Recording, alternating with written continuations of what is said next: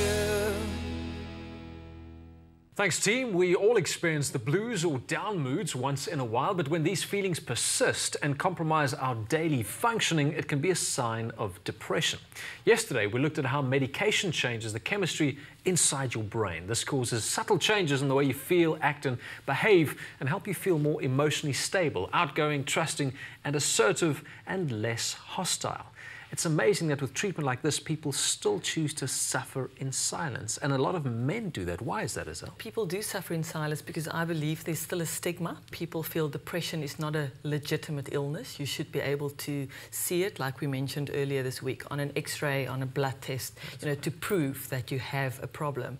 Whereas it's just as a serious illness as any other medical illness. I think men has this impression that they have to be strong, that it's weakness to be depressed. And I Cowboys don't cry. I mean, remember that saying?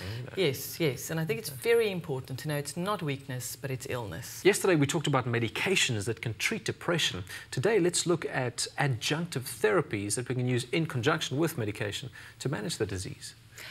Well, firstly, we can look at psychotherapy. Yeah. That's something that's actually quite important, and often it really helps to use the combination of medication and psychotherapy. It's shown to really help people feel better quicker, and also in the long run, it's something that helps people quite a bit. Now demystify psychotherapy for me. I mean, people hear psychotherapy think, oh no, man, on a couch and saying things I shouldn't be saying. Yes. What is psychotherapy, essentially? That's basically seeing a psychologist and looking at the way you think when you become depressed. Because when you become depressed, you don't think like you normally would. You believe all sorts of negative things about yourself and sometimes about the world and other people as well. And it's really looking at the way you think and trying to change that in order for you to feel better quicker. What about exercise? I know that plays a role in feeling better. It must do. It's very important. It's something that we would always recommend for our patients to do. It's unfortunately very hard for depressed patients to go to the gym or to start exercising because they often feel lethargic and they don't feel like doing anything.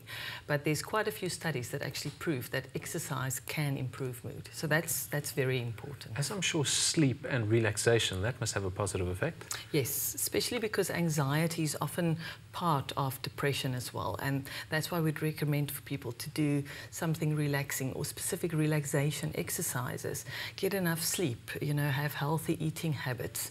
Those kind of things is also really important because that's the little things people can do to help themselves.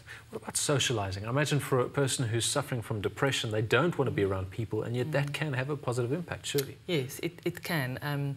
People tend to avoid, like you've mentioned, other people. They tend to avoid activities, and we know that actually it is better to get up in the morning, get up, have a shower, and even if you do one or two things every day, but socialize, have a cup of coffee, do things, even if you have to force yourself, it helps because people do feel better and they feel they've achieved, even if it's something small, at least they've done something for the day. Thanks, Azelle. It's good to know that there's so much you can do to manage depression.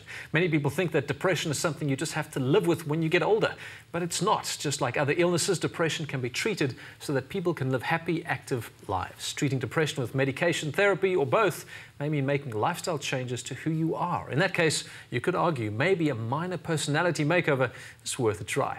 Back to the studio. Cipla will make it better. Stay with eXpresso and SABC3.